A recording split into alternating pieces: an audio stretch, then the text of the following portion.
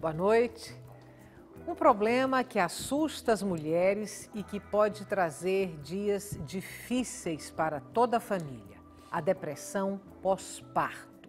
De 10 a 15% das parturientes são diagnosticadas com depressão, um número considerado alto pelos especialistas. A depressão pós-parto é o tema de hoje do Opinião Pernambuco. Participam do nosso programa o psiquiatra Amaury Cantilino, a terapeuta cognitiva comportamental Carmen Regis e a obstetra e ginecologista Rosângela Botelho.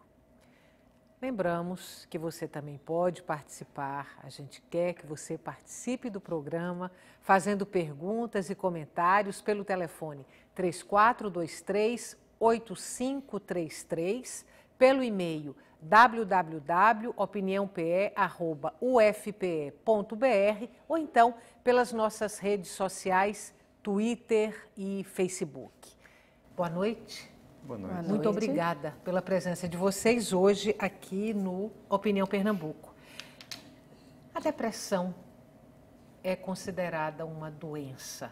A depressão pós-parto também? Sim. A depressão pós-parto está classificada tanto no sistema classificatório da CID-10, da Organização Mundial de Saúde, quanto também no sistema DSM, da Associação Psiquiátrica Americana. Então, ela é considerada uma doença, sim, uma doença que afeta significativamente a relação mãe-bebê e afeta as funções da mãe no seu sentido mais amplo, de maneira que ela precisa ser diagnosticada precocemente e tratada com seriedade. Da maneira como conhecemos a depressão pós-parto hoje, ela está diagnosticada desde quando? Eu pergunto isso porque eu fico imaginando que décadas atrás algumas mulheres deviam sofrer de depressão pós-parto e não havia um diagnóstico para isso. E eu fico imaginando que talvez o sofrimento fosse maior pela falta de assistência. Então, a depressão pós-parto está diagnosticada, catalogada como uma doença desde quando? Olha, já tem bastante tempo. Desde 1950 apareceu pela primeira vez um psiquiatra que propôs isso como uma entidade diagnóstica a ser considerada no sistemas classificatórios. Mas desde Hipócrates, a depressão pós-parto já havia sido descrita. Sim. Então, não é uma coisa recente. E você falou que talvez em tempos passados as mulheres não eram diagnosticadas. Eu digo também nos nossos tempos as mulheres são pouco diagnosticadas, porque se espera que o pós-parto seja um momento de júbilo, um momento de alegria para a mulher. Então, boa parte das mulheres se sentem envergonhadas em expressar os seus sintomas para as pessoas. Então, como é que a sociedade toda está esperando que eu esteja feliz, que eu esteja contente, que eu tenha recebido uma bênção, que é um filho, que a própria mulher estava muitas vezes desejando aquele filho, e eu estou triste, eu não estou conseguindo sentir tanto amor pelo meu filho quanto eu imaginava que ia sentir, eu estou com um sentimento de culpa a respeito disso, eu estou com pensamentos ruins a respeito de mim, a respeito do meu filho. Como é que eu vou explicar isso para as pessoas? Então, muitas mulheres ainda hoje sofrem caladas, sofrem sozinhas. No consultório de uma obstetra, que está ali acompanhando, fazendo o pré-natal, e dá para perceber quando ou se uma mãe tem tendência à depressão, pode vir a desenvolver esse problema depois do parto ou não? É uma coisa que será sempre percebida lá depois do parto, a partir de algumas semanas, creio eu, do parto, do nascimento do bebê. Na verdade, a depressão puerperal ela é uma entidade que se manifesta assim nos primeiros dias, nos primeiros 48 horas do pós-parto. A depressão ou a tristeza? Aí estou imaginando que existem as duas coisas. Porque, na verdade, são três alterações psiquiátricas que acontecem nessa fase, né? E aí seria a tristeza materna, que é o que a grande maioria, que a maior parte das mulheres tem, acho que 2/3 das mulheres puérperas passam por esse processo. Existe a depressão pós-parto como uma entidade mais séria, mais severa, né? E que realmente precisa ser tratada e cuidada por especialista. E existe a psicose puerperal, que já é uma patologia ainda mais severa, porque não só tem esse quadro depressivo, mas como também está acompanhado de alucinações, pensamentos repetitivos, né? Que isso leva, inclusive, algumas mulheres até rejeitarem seus filhos de uma forma muito... Casos de mães que matam os bebês. Essas situações extremas, elas se encaixam aí nesse comportamento? Exatamente. Esse quadro, às vezes, da psicose puerperal. Muitas causas podem levar a isso. Quer dizer, a mulher ela pode ter um quadro, ela ser uma paciente psiquiátrica anteriormente à gravidez, e a gravidez é apenas um fato novo na vida dela, né? Ela pode ter, já ser uma paciente com um problema pré-existente. Pode ter vamos dizer, a sementinha lá dentro, e o processo puerperal, né, pode desencadear, funcionar como um gatilho, né, no desenvolver da doença, tá certo? E que aí, por isso que é chamado mais atenção nessa fase, tá certo? Mas a psicose puerperal já é um quadro muito mais severo, muito mais grave, né, que tem um envolvimento muito maior e de uma gravidade muito intensa, pelo fato, inclusive, de poder levar ao infanticídio, né? Quer dizer, à morte e ao suicídio da mãe. Quer dizer, ela pode não só matar seu filho, como ela pode também tirar a própria vida, né? O mais frequentemente é aquela mulher que chega, que você percebe que ela tem uma tristeza, que é o pessoal da tristeza materna, que é aquela mulher que chora fácil, irritabilidade, insegurança, né? Ela fica com a sensação de que não vai dar conta da atenção ao filho, né? Dos cuidados ao filho. Então, isso aí é uma coisa que é mais frequente. Acho que uma grande maioria das mulheres passam por esse processo. Mas esse é um processo que se resolve sozinho. A tristeza. A tristeza, entendeu? Na maioria das vezes se resolve sozinha, até 30 dias, 15 a 30 dias, a mulher ela vai retomando a sua normalidade, né? Emocional. Mas para um profissional, um terapeuta, uma terapeuta como você, o que faz com que vocês percebam, com que vocês diagnostiquem a tristeza e a depressão, que é um quadro, pelo que vocês estão colocando, mais preocupante e mais severo? Veja, existem duas situações aí bem distintas. Existe um momento em que o psicoterapeuta já acompanha uma paciente psiquiátrica, por exemplo, deprimida, e essa paciente engravida, tá? Então, ela já está previamente diagnosticada com uma depressão antes da gestação. Então, é uma paciente que o psicoterapeuta e o psiquiatra prestam muita atenção nela pela probabilidade que ela tem de desenvolver o agravamento desta mesma depressão, com características de depressão pós-parto, pensamentos negativos em relação à criança, pensamentos suicidas, que são típicos da depressão, mas que na depressão pós-parto também pode aparecer com essa mãe que acabou de ter esse bebê. Essa é uma situação, tá? A outra situação é quando eu recebo no consultório uma mãe que teve um bebê recentemente e que aí começou a ficar triste demais, além daquele período que é o período esperado da tristeza materna, e essa mãe passa a desenvolver toda uma sintomatologia bem característica da depressão em si. E aí, geralmente, essa paciente procura o obstetra identifica e manda para o psiquiatra resolve o que vai fazer com a questão medicamentosa, Tá? Se vai medicar, se não vai medicar, qual será o medicamento possível de ser prescrito, isso aí é função do médico psiquiatra. E aí o médico psiquiatra geralmente encaminha para uma psicoterapia. Por quê? Porque essa mãe vai precisar de apoio, ela vai precisar de um suporte, ela vai precisar que o psicoterapeuta reorganize a estrutura de pensamento para mostrar para ela que o que ela está tendo, na verdade, não é uma desesperança, porque ter um filho é uma catástrofe. Como a Mauri bem falou, ter um filho deveria ser uma situação de extrema alegria. Mas ela passa a interpretar isso como algo ruim para a vida dela. Por quê? Ambientalmente, ela passa a sofrer muito. Ela deixa de sair de casa, ela para de trabalhar durante um período, pelo menos 30, 40 dias, ela fica exclusiva ali com a criança.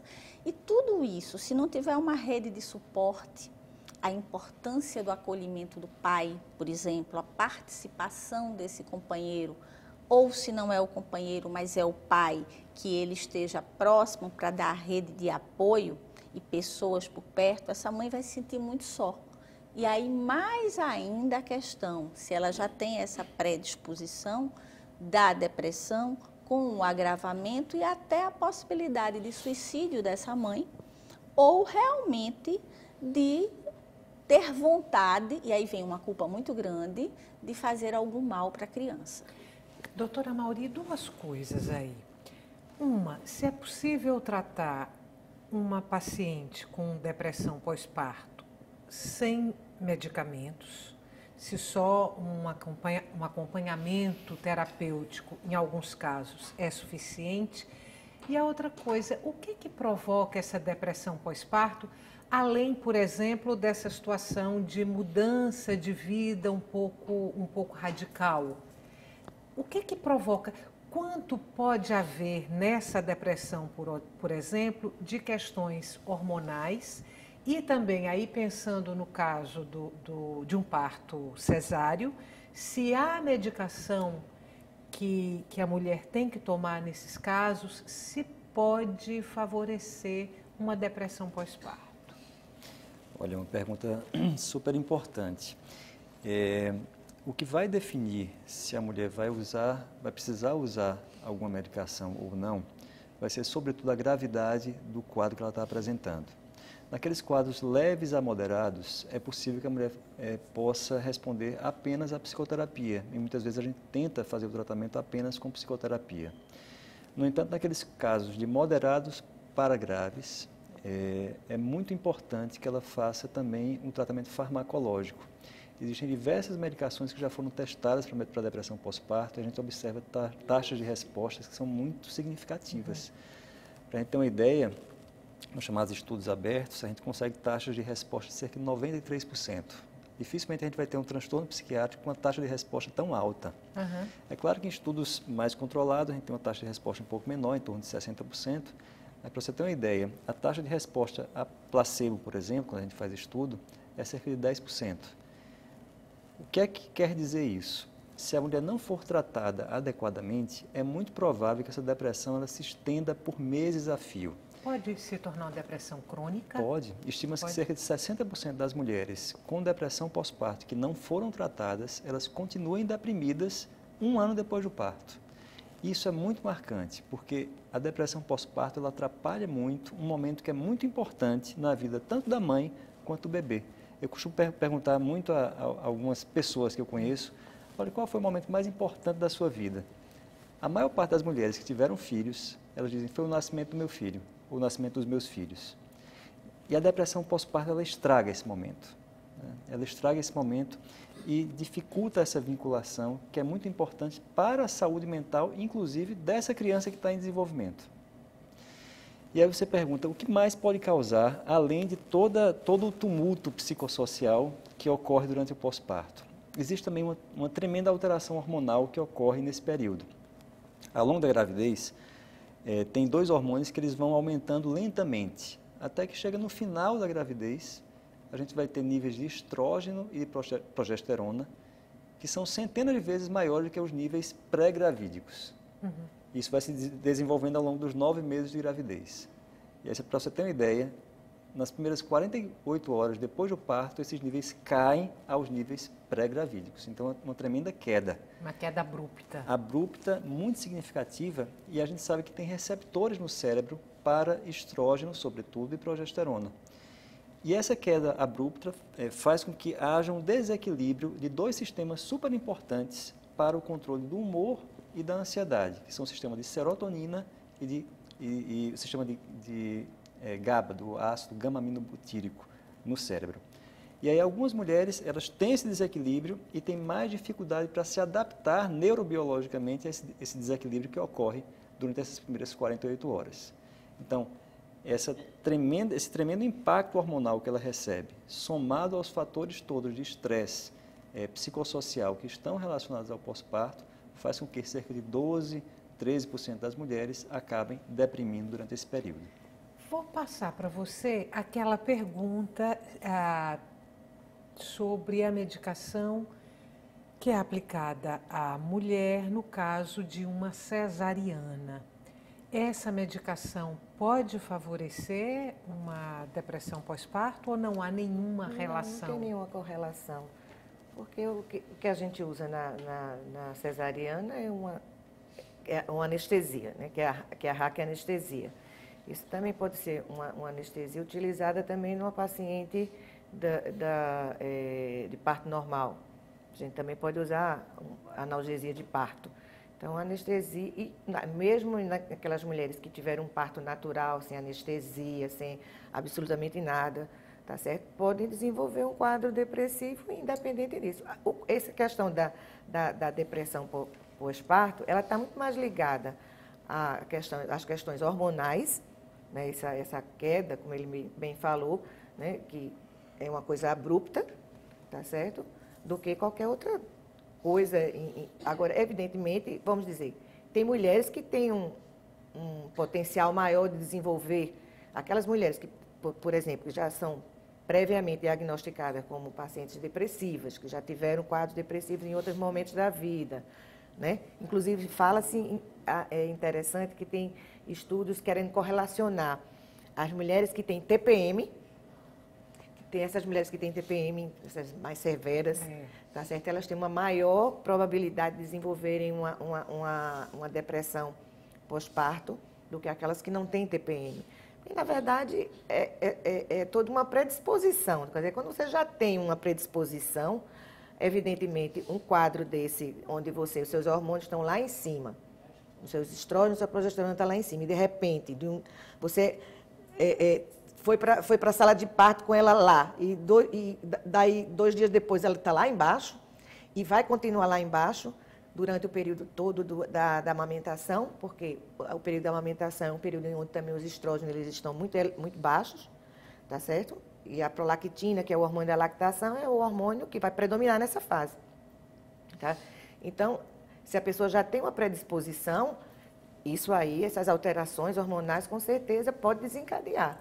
Quando você me perguntou na primeira pergunta que você me fez... Deixa eu te interromper, porque eu vou ter que chamar um intervalo. Tá bom. Aí a gente volta daqui a pouquinho, o intervalo é curto. O tema de hoje do Opinião Pernambuco é a depressão pós-parto. E a gente quer contar com a sua participação no programa, com perguntas e comentários pelas nossas redes sociais, pelo telefone, enfim. A gente volta daqui a pouquinho.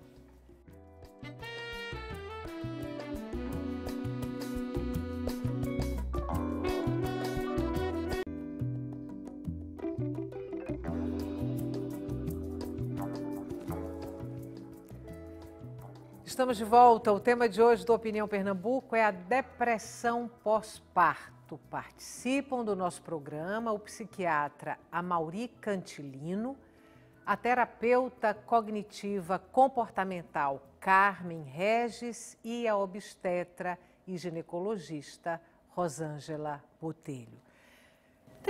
Terminamos o bloco falando da depressão pós-parto. Essa depressão, ela pode aparecer durante a gestação?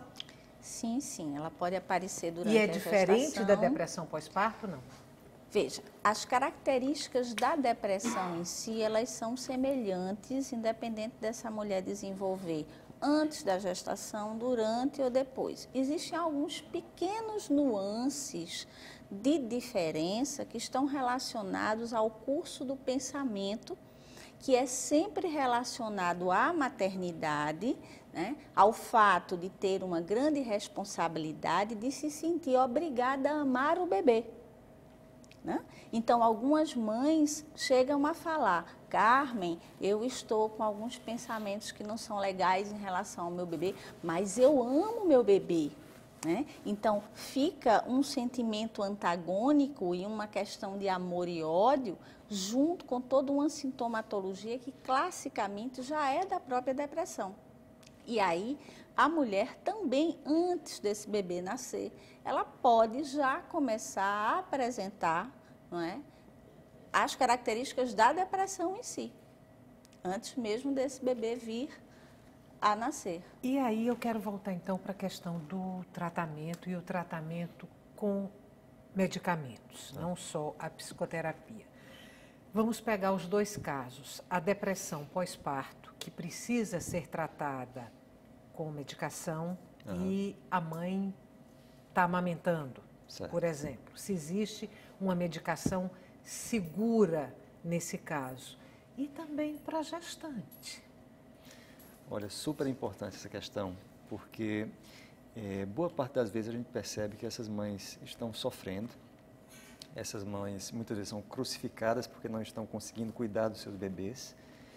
Elas estão deprimidas e às vezes a gente prescreve alguma medicação e aí o vizinho, a sogra, seja lá quem for, chega para ela e crucifica mais ainda. Ora, você vai usar essa medicação, você não devia usar essa medicação.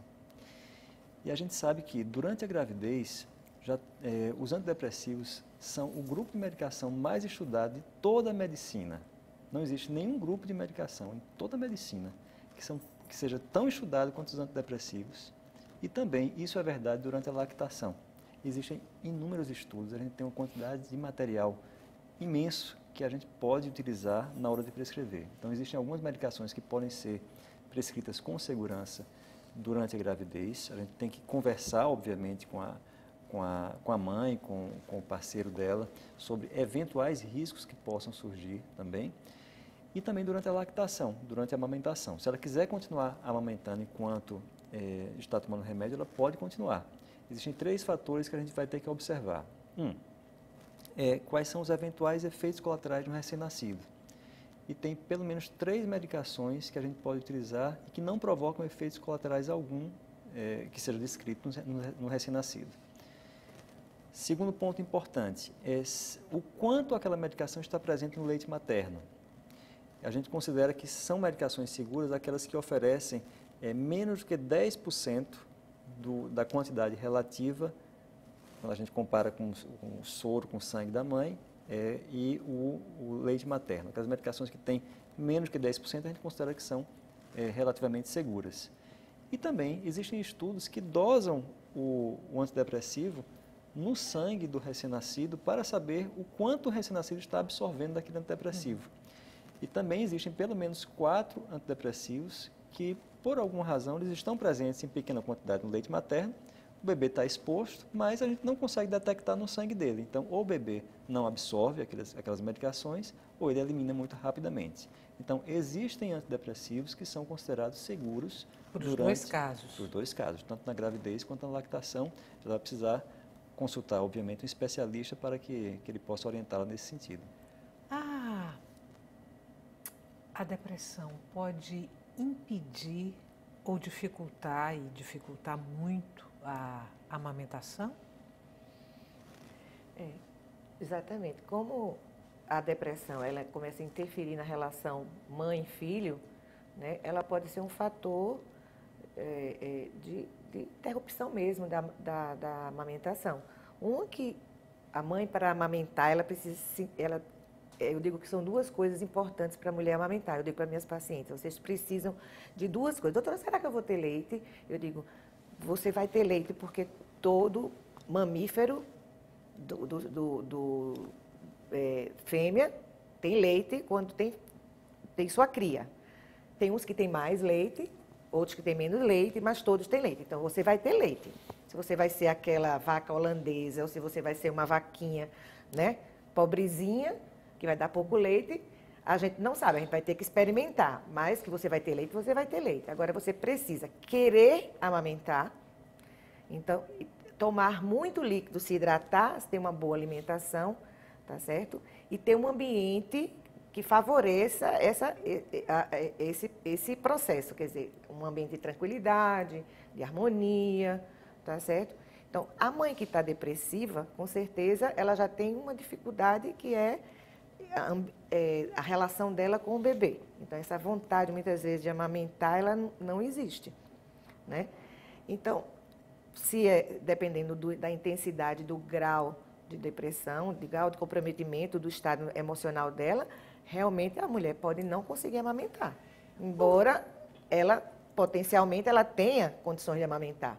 Mas pode estar afetado, muitas vezes até não completamente, quer dizer, não que ela não terá leite de jeito nenhum, mas ela poderia ter muito mais, ela poderia ser uma grande nutriz e tem uma capacidade reduzida em função do estado emocional dela, que não está ajudando. Vamos imaginar... Oi, você queria falar? É interessante, porque o humor, a depressão, ela contamina a forma de pensar. Sim. E boa parte das mulheres que tentam amamentar, elas não conseguem porque elas acham que o leite dela não é suficiente, elas acham que elas não vão conseguir, elas acham que não são mães suficientemente boas, né? Como diz o elas têm muita insegurança, né, nessa capacidade de amamentar. Será que eu vou poder amamentar? Eu digo, olha, a vaca não tem nenhuma dúvida de que ela vai amamentar o bezerro, a cabra também não. A cadela também não, o gato também não, a gata. Quer dizer, a mulher é a única, porque por ser um ser muito mais complexo, que tem uma capacidade maior de raciocínio e que tem uma complexidade emotiva muito maior, ela começa a ter esse tipo de pensamento. Então, isso termina que atrapalha, né, no processo de lactação, né, da própria fabricação do leite. Uma mulher que tenha tido depressão pós-parto e que esse quadro foi superado, fatalmente ela terá depressão pós-parto num segundo, num terceiro filho, ou esse problema pode não se repetir? Boa pergunta. Você quer responder? Ladies first. Não necessariamente, né? Ela tem uma predisposição de repetir, mas, veja, fatores ambientais, não sei se a Mauri concorda, mas aquela mulher que ela tem um suporte ambiental muito bom, ou seja, essa criança foi desejada, a família está apoiando, o companheiro está por perto, né? A probabilidade, mesmo que ela tenha tido depressão pós-parto anterior, dela desenvolver, cai. Claro que é uma mulher que tem uma predisposição maior. Isso, Não é isso? Estima-se que cerca de 50% das mulheres que tiveram depressão depois de um primeiro parto, elas vão ter depressão no segundo parto. 50% delas. 50% delas. Agora, eu acho que Carmen foi perfeita quando ela falou isso. A percepção do suporte social é um dos maiores fatores preditores para depressão pós-parto também. Então, mesmo que ela sofra esse impacto hormonal, mesmo que ela tenha uma série de predisposições genéticas para tanto, muitas vezes quando ela tem um suporte social bom, uma percepção de suporte do parceiro também que é boa, se ela tem de alguma forma, se ela consegue dormir algumas horas seguidas durante esse período, porque privação de sono é outro fator que leva muito à depressão pós-parto. Então, às vezes, ela tem um marido que ajuda um pouco mais à noite, ou tem uma mãe ou irmã que dá uma mãozinha para que ela possa dormir 4 horas, 5 horas seguidas. Daí o papel do psicoterapeuta, entrando para trabalhar não só essa mãe, mas trazer para o processo psicoterapêutico a família e fazer um papel de orientação e suporte para que essa família compreenda a fragilidade do momento e apoie para que essa mãe passe por esse período. Os 30 primeiros dias são cruciais para essa mãe, né? Então, se ela estiver realmente bem amparada, essa probabilidade cai significativamente mesmo.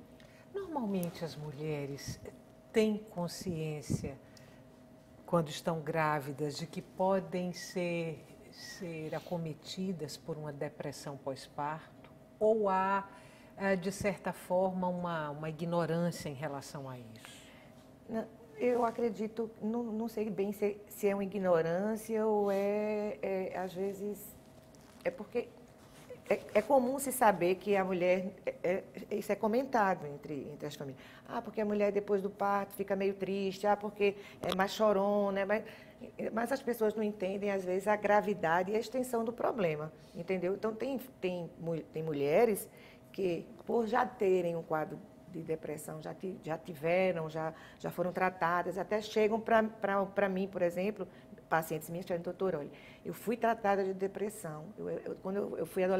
No início da minha adolescência, eu tive depressão e fiz um tratamento, eu estou bem, mas agora que eu estou grávida, e agora, depois que eu tiver o bebê, será que eu vou ter de novo, vou ter problema novamente, não sei o quê? Então, elas já mostram alguma preocupação.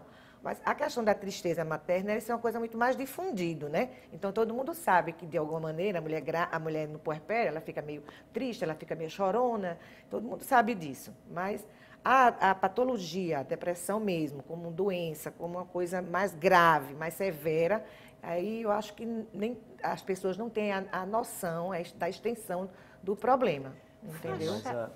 Mas a mulher que ela está deprimida, ela sabe que ela não está bem. Né? Ela sabe, mas são grandes marcas da depressão pós-parto, sentimento de culpa, né? Um sentimento de ambivalência em relação ao filho, em relação ao que ela está sentindo. Eventualmente as mulheres já têm até pensamentos obsessivos, assim, de ficar com pensamentos repetitivos na cabeça, que ela tenta afastar da cabeça, mas ela não consegue. E muitas vezes são pensamentos que ela esconde das outras pessoas, com receio que as outras pessoas pensem que ela é uma mãe. Né? Exatamente. E até por vergonha, não é? Porque alguns pensamentos são da ordem da agressividade mesmo. Então, os discursos são do tipo, eu me vejo afogando o meu bebê na banheira, né? E aí eu tiro esse pensamento, né, rapidamente, mas eu me vejo, Carmen, afogando o meu bebê na banheira, mas eu amo meu bebê. Né? Então, é um sofrimento muito grande que essa mãe passa e que ela tem vergonha, às vezes, até de dizer isso para o próprio médico, o companheiro também, para todo mundo da família. Então, às vezes, quando chega para falar para o obstetra, ou quando o obstetra já identifica e passa para o psiquiatra, a coisa já tomou um volume, uma gravidade, uma dimensão, né? E uma dimensão enorme. Então, o nível de sofrimento que chega para mim, por exemplo, que digamos que nessa cadeia eu sou o terceiro elemento, né? É um nível de sofrimento já bastante intenso. Eu acho que já que Carmen falou sobre os pensamentos obsessivos de uma maneira tão clara, é importante a gente fazer uma ressalva. Cerca de 70% das mulheres com depressão pós-parto não vai ter pensamentos obsessivos. Não. E ter pensamentos obsessivos, mesmo que sejam agressivos em relação ao bebê, não significa dizer que ela vai cometer atos Raramente violentos. Ela faz. É muito, muito improvável que haja alguma agressão relacionada ao bebê por causa de depressão pós-parto. Inclusive, quando há casos de infanticídio, quando há casos de agressão em relação ao bebê, geralmente trata-se de outro tipo de patologia, outro tipo de situação clínica, porque depressão pós-parto e pensamento obsessivo, há uma distância grande entre o pensamento obsessivo e a execução daquele pensamento. Claro. Na verdade, essa mãe ela sofre pelo pensamento. Às vezes até se afasta do bebê para não fazer. Fazer com medo deste pensamento. A execução é outra questão. A execução realmente eu acho que já é outra patologia, né? Que é no caso da psicose puerperal, que já é um quadro diferente, não é a depressão. Bem mais grave. Né? E o que é que determina essa psicose? A gente já sabe aqui, de certa forma, o que é que determina a tristeza, o que é que pode provocar essa depressão pós-parto. E a psicose? A psicose é um quadro bem mais grave, é um quadro, diria até, avassalador, que ocorre durante os primeiros dias de pós-parto. Geralmente, a pessoa se apresenta com delírios. O que é delírio? É a alteração do juízo da realidade. Ela perde a capacidade de ajuizar corretamente o que está acontecendo. Então, a pessoa pode pensar, por exemplo, que o bebê é um anticristo, que o bebê não é filho dela. que o bebê veio para causar algum mal ao mundo e mal a ela, né? E ela passa a acreditar nisso. É diferente do pensamento obsessivo da depressão pós-parto, que a pessoa às vezes pensa uma coisa do tipo, vou jogar o meu bebê no chão. Mas ela pensa em fazer isso, mas ela tem a aquilo... crítica de que aquilo ali é inadequado, que ela não queria fazer aquilo ali, ela não queria sequer estar pensando naquilo ali e afasta aquele pensamento. Isso. No caso da psicose puerperal, a pessoa acredita naqueles pensamentos e acredita que tem que fazer aquelas coisas e, eventualmente, pode gerar situações mais graves e fatais. E esse problema, ele também pode se tornar crônico? Esse problema, essa psicose que aparece depois do parto, ela pode se tornar crônica? A psicose puerperal tem que ser tratada rapidamente. É um quadro que chama muito atenção, então dificilmente passa sem que as pessoas percebam. Depois do tratamento, a pessoa, em geral, melhora com poucas semanas de uso aí tem que fazer medicação de fato. Os quadros não tratados, eles podem evoluir por mais tempo, envolvem um risco significativo para a mãe e muitas vezes para o bebê também. E eu acabei esquecendo sua pergunta de fato. E tô aqui... Se podia se tornar crônico, né? Se pode se tornar crônica. Boa parte dos quadros de psicose puerperal acabam desembocando no outro problema que a gente chama de transtorno bipolar. Pelo menos 50% a 60% das pessoas que têm psicose puerperal vão acabar sendo diagnosticadas com transtorno bipolar, vão desenvolver o transtorno bipolar depois de mais ou menos 1 ou 2 anos. A gente vai fazer um outro intervalo curto, volta daqui a pouquinho para continuar essa conversa e aí eu trazendo para vocês também as perguntas dos telespectadores que já estão chegando aqui. O nosso intervalo é curto, você sabe, o tema de hoje do Opinião Pernambuco é a depressão pós-parto. A gente volta já.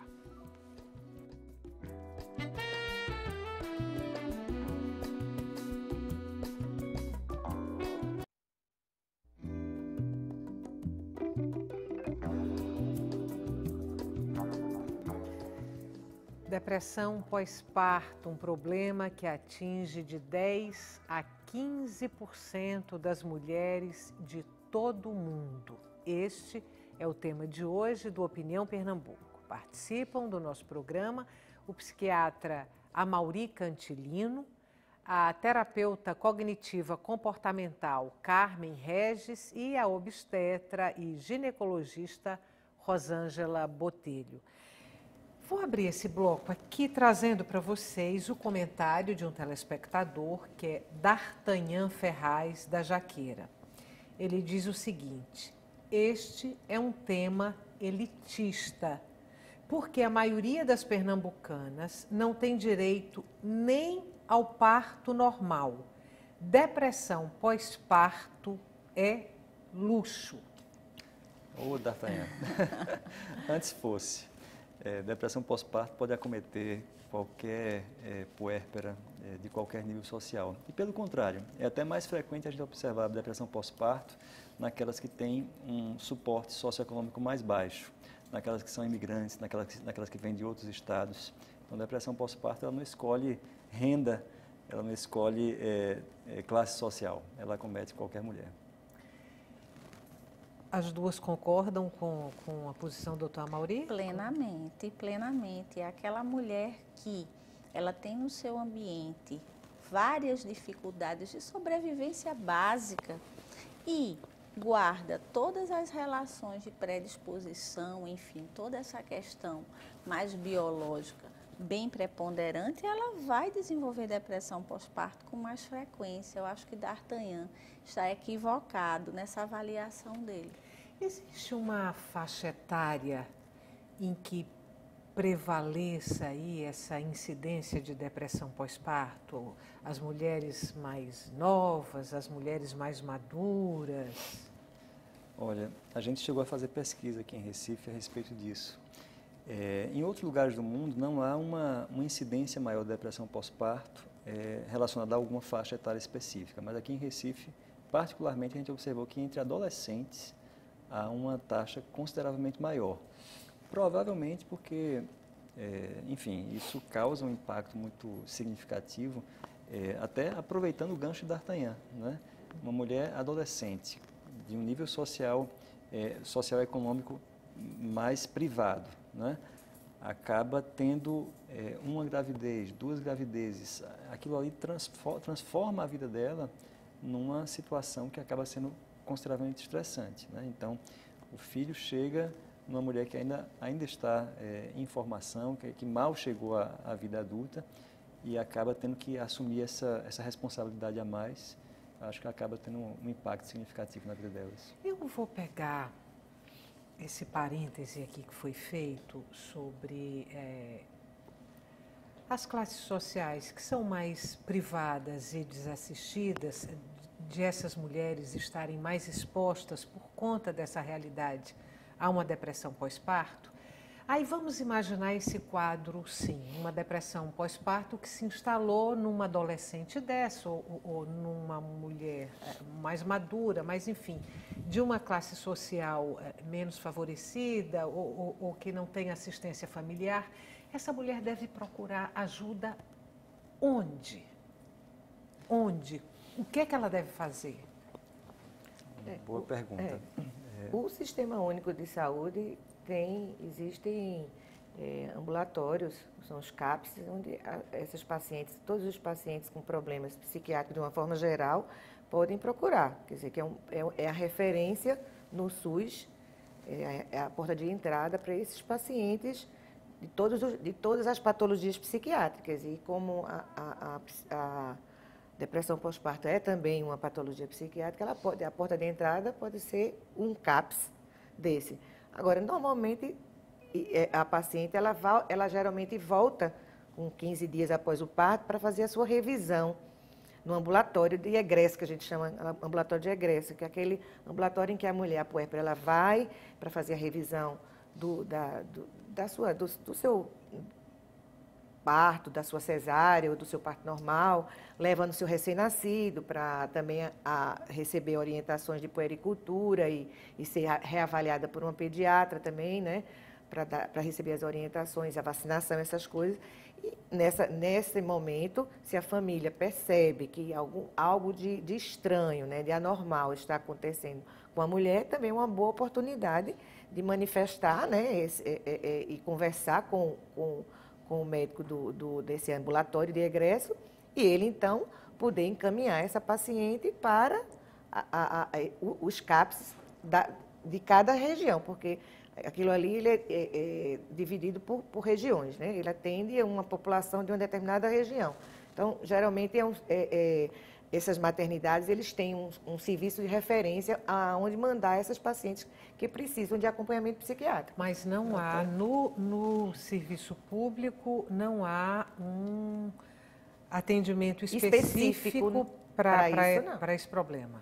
Não. Na verdade, até antes disso, eu gostaria de destacar a importância dos programas de saúde da família, do programa de saúde da família, né? Então, nos PSF, a gente tem uma participação que é fundamental, bem importante, que é da enfermeira, né, ou dos enfermeiros e dos agentes de saúde, que muitas vezes são as pessoas que estão mais juntos daquelas puérperas, que fazem, inclusive, um acompanhamento pós-natal delas, e os agentes de saúde e as enfermeiras, os enfermeiros, acabam detectando que a mulher não está bem, e aí encaminhando elas para o médico da família, que muitas vezes é o primeiro médico que vai atendê-las e que vai tratá-las, né? Então, mais uma vez, eu até volto à questão do D'Artagnan. Não é dialite, não. Essas mulheres podem ser tratadas e devem ser tratadas pelo médico da família e serem detectadas como tendo depressão pós-parto pela enfermeira. Outra pergunta é a de Catarina Luiza, do Cabo. A depressão pós-parto abrange também a mulher que sofreu um aborto espontâneo? Também. Mas aí, no caso, a gente não chama de depressão pós-parto, né? Mas os mesmos mecanismos fisiopatológicos hormonais existem depois de um aborto, embora em menor quantidade, em menor monta, né? O impacto hormonal é menor depois de um aborto. Mas é muito frequente a gente observar depressão, sobretudo quando aquela gravidez era muito desejada, né? E as mulheres, elas acabam sentindo um sentimento de impacto, frustração, né? A mulher, ela se sente frustrada, porque ela já estava, quando ela engravida, ela já começa a planejar, já começa a projetar coisas para o bebê. E aí, quando vem o aborto, aquilo com certeza traz uma frustração de muita incompetência. Eu não tive competência para gerar um filho. E será que eu terei essa competência novamente? Então, vem muito essa questão da dúvida acerca da capacidade de gerar um outro bebê. Né? Então, isso leva também nessa questão aí da depressão pós-parto, a gente falou muito da mulher, né, de como ela pode ser assistida, de como pode ser o tratamento, com medicamento, sem medicamento, apoio da família, enfim. Mas como é que fica a situação do filho? De que maneira essa depressão pós-parto pode afetar ou deixar o bebê vulnerável? É aí um ponto que é fundamental. A gente observa que há um impacto no bebê. Os bebês das mulheres com depressão pós-parto, eles são mais irrequietos, eles são mais esquivos, eles têm menos vocalizações e expressões faciais positivas. Já tem estudos de acompanhamento de 5, 6 anos, mostrando que aos 5, 6 anos, aquelas crianças que passaram por uma situação de pós-parto com a mãe deprimida, elas têm, inclusive, um pouco mais de comprometimento cognitivo e comprometimento afetivo. Então, a gente observa que, assim, até na própria relação familiar, a gente observa que as mulheres que têm depressão pós-parto, elas mudam o planejamento familiar. Muitas não querem voltar a engravidar. Muitas começam a ter problemas com o parceiro, com o marido. Então, quando a gente lida com o quadro de depressão pós-parto, a gente está lidando, na verdade, até com duas pessoas que vão estar envolvidas em questões de saúde mental. Eu costumo dizer que é uma forma de a gente fazer prevenção em psiquiatria. É a gente tratar bem uma mulher com depressão pós-parto, a gente vai estar cuidando da saúde dessa criança no futuro, da saúde mental dela. Outra pergunta aqui de uma telespectadora, Bernadette Soares, da Iputinga. A depressão pode acontecer antes do parto? A depressão aí durante a gestação, que a gente falou um pouco sobre isso, mas eu queria, por favor, que um de vocês respondesse a pergunta de Bernadette. Pode sim, diante de todos aqueles fatores que nós falamos anteriormente. E também em decorrência dessa mãe se sentir, por exemplo, abandonada. Aquela mãe que engravida e de repente o parceiro a abandona e aí ela tem já uma predisposição para a depressão, ela pode desenvolver essa depressão e essa depressão vai acompanhá-la durante todo o parto. O que acontece é que ela também faz uma rejeição ao bebê. E ao nascer, esse bebê também já começa, né, com toda essa problemática que vai comprometê-lo cognitivamente. Importantemente, a Mauri realmente falou uma coisa muito interessante. Esse bebê ele já começa com um vínculo deficitário com essa mãe. E isso pode comprometê-lo pelo resto da vida se não for bem cuidado. Bom, sabemos que de 10 a 15% das mulheres estão sujeitas à depressão pós-parto. Sabemos que é um quadro complicado, que precisa ser assistido e que pode, inclusive, expor o filho, o bebê, a uma série de dificuldades. Existe uma maneira de se prevenir preventivamente essa depressão? Alguma coisa que as mulheres possam fazer em favor de si próprias para tentar evitar essa depressão pós-parto?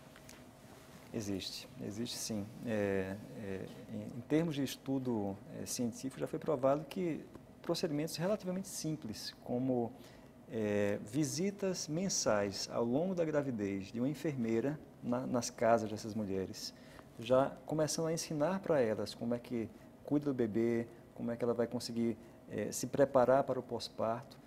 Só essa medida simples já reduz significativamente o número de mulheres que vão deprimir. Porque você imagina que o pós-parto é tremendamente desafiador. É uma série de coisas novas que a mulher tem que aprender para poder lidar e cuidar do seu bebê. Se alguém vai previamente ao nascimento do bebê e já ensina ela procedimentos básicos, desde trocar a fralda, dar um banho, se ele está chorando, será que é porque ele está com fome, porque ele está com alguma dor. Se alguém prover a ela essas informações, de alguma forma ela se sente mais segura. Porque também uma das coisas que leva à depressão pós-parto é uma tremenda sensação de sobrecarga e de insegurança que essa mulher pode ficar depois. Em algumas situações muito especiais, onde a mulher teve uma depressão pós-parto muito grave numa gravidez anterior, a gente pode fazer profilaticamente algum antidepressivo 2 dias depois do parto. Mas são situações muito peculiares e muito mais raras. De modo preventivo, o que a gente faz é pedir para que a família ela ajude no processo e ela possa dar a essa mulher uma percepção de suporte social. O tempo da gente está acabando.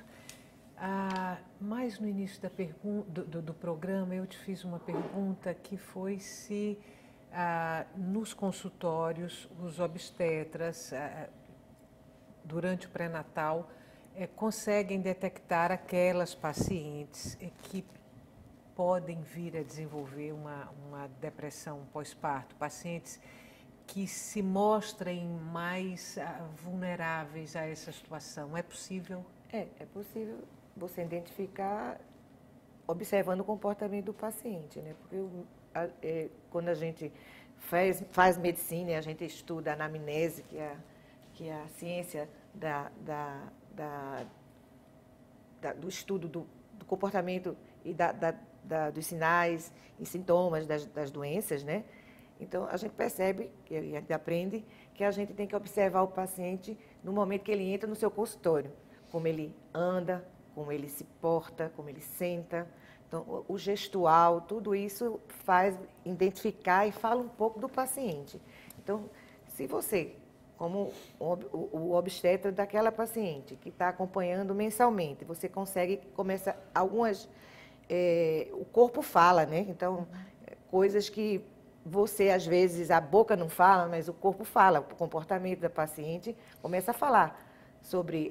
ela começa a contar um pouco da vida dela, então a gente começa, quer queira, quer não, você cria um vínculo com a paciente e você começa a entrar um pouco, às vezes, até na intimidade da família, de como é a relação dela com o esposo, como é que foi aquela gravidez, se aquela gravidez é uma gravidez que é desejada, se a paciente ela programou aquela gravidez, como é que a família recebeu. Então, a gente, com esse tipo de identificação, a gente já começa a selecionar um pouco aquelas pacientes que a gente sabe que tem um potencial maior de desenvolver. E a própria história da paciente, porque a gente sempre, quando recebe o paciente, a gente faz algumas perguntas. Você tem histórico de diabetes, de hipertensão, você faz uso de algum remédio controlado, você já teve algum problema psiquiátrico, já fez algum acompanhamento com o psiquiatra. Então, nessa história também, você está tomando um pouco da história do paciente, você também consegue identificar aquelas pacientes que podem vir a desenvolver uma depressão, às vezes até durante a gestação ou mesmo no pós-parto, né? Então, com o histórico da paciente, com um pouco de atenção, você consegue já mais ou menos prever aquelas que vão precisar de alguma ajuda. Acabou. Muito obrigada pela participação de vocês hoje aqui no Opinião Pernambuco. Para você que está em casa, muito obrigada pela companhia até agora, muito obrigada pelas perguntas e o Opinião Pernambuco volta amanhã.